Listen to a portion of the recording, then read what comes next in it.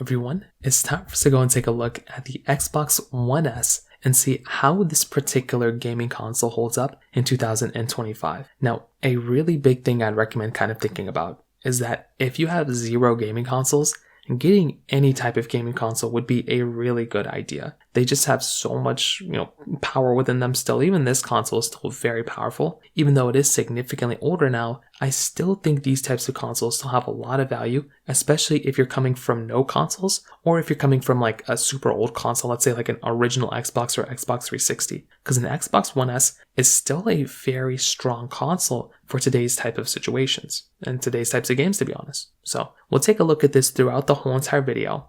First things first though, if you do want to go ahead and pick up any sort of Xboxes that are available on Amazon, links will be down in the description below. You can get them from there and you can help support the channel at the exact same time. Now, starting off with the outside of these particular consoles. With the Xbox One S, this one came off the heels of basically the Xbox, original Xbox One. So you have to kind of remember that when the original Xbox One came out, it didn't really sell the best. It was kind of like this, weird release from Xbox or from Microsoft. But it was still a very powerful, very capable console when it came down to it. You have to remember that with something like an Xbox One S, you're still able to go through and still get a pretty powerful console. The biggest, takeaway about the Xbox One S series in general was that Microsoft wanted to make a smaller, kind of like slimmer version of the original Xbox One. So they wanted to keep the same power and everything, but they just wanted to go through and make it so we're still able to go through and still get like a fairly powerful like type of console with that type of,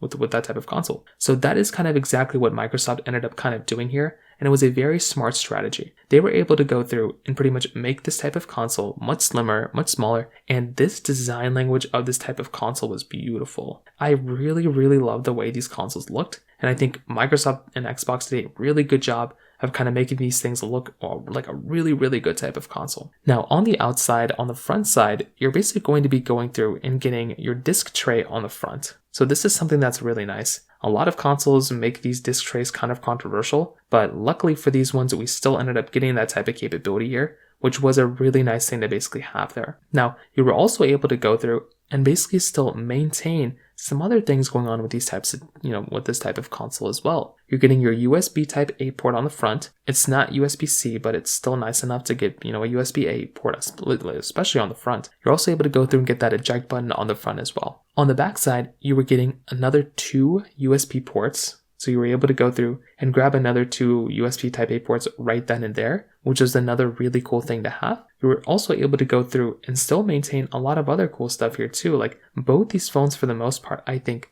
not both phones, these consoles for the most part still did a really good job at kind of giving you a lot of capability and a lot of power there. With this type of console, you're getting 2 HDMI ports on the backside, which was something that was really cool. And just even having that type of capability was really, really awesome. The reason for that was so you could actually go through and plug in 2 different HDMI, devices inside of one device. So if you wanted to use your Xbox, you could use your Xbox as a pass-through and basically connect like a PlayStation or a Nintendo Switch or some other, type of device through your Xbox One into your display. Just in case your display only had one USB port or HDMI port, you can connect it to, through a pass-through, which was actually something that was really cool. Since then, they've actually taken it out on every single, Xbox console since then, but that was still a really cool feature to have. Now, on top of that, another important thing to keep in mind here too, is that with something like the Xbox One S, this thing still has the capability of playing a lot of games. There are so many games available for your Xbox One S, it's like not even funny. If you can kind of envision it, you can basically play the game. So if you think about all those like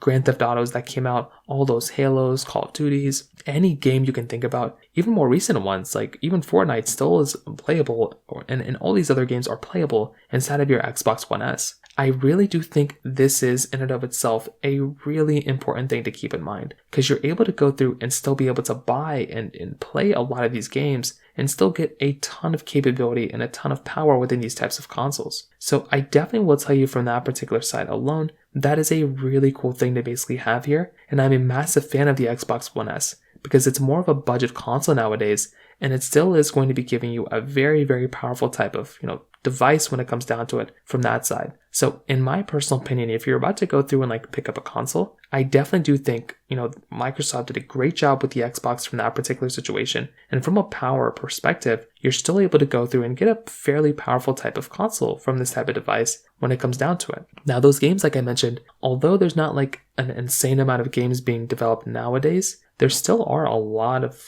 games that you can play inside of this type of device, which I think is something that's very important to keep in mind here. So you're not buying a console that doesn't have any more games developed for it. It's not like you're buying an original Xbox or even an Xbox 360. There are still some updates and some things coming out for this console, which I think is something that's really cool. Now you're able to output up to 4K, but it's 60 Hertz and it's only upscaled, so it's not like naturally true, 4K, but still you can output up to 4K in a lot of ways. And there's also like a pretty big modding community behind this type of console as well. Now there are some things to keep in mind here. Like I said, there's no native 4K gaming. You can upscale and you can watch, 4K videos, but you can't actually go through and have like native 4K gaming inside of this type of console.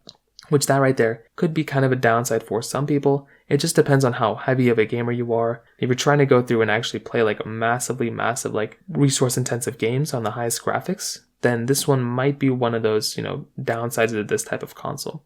Now also, there's not really any more support coming out for this type of console anymore. So Microsoft has since kind of removed their support for these types of consoles. So if you're trying to go through and like still get updates and still get like lots of resources and, troubleshooting things for these types of consoles, they are a little bit outdated. So that right there is going to be one of the key takeaways here again. Because if you're trying to go through and like get a console that is going to be giving you more power, you're going to have to remember that with those types of consoles, those ones are definitely going to be giving you more power for the most part, like the newer generation ones, rather than these ones. Again, not the biggest deal in the world, but it could be, again, one of those things that you might end up experiencing there. Now, on top of that, another really, really important thing to keep in mind here too, is that with these types of consoles, although, they're discontinued and they're not really getting like crazy big software support anymore, you're going to have to remember that with something like a, Xbox One S, these things are relatively cheap now. They're not that expensive. And that is something that's actually very cool to kind of think about, because you're able to go through and buy a console that is going to be significantly cheaper than what you'd expect. It's not going to be that expensive, but also this type of console is still going to be giving you a really good experience when it actually kind of comes down to availability. They're available all over the place. They've gone down in value quite a bit. So these things aren't that expensive. And I think that right there is another really cool thing to kind of think about here as well. So in my opinion, I think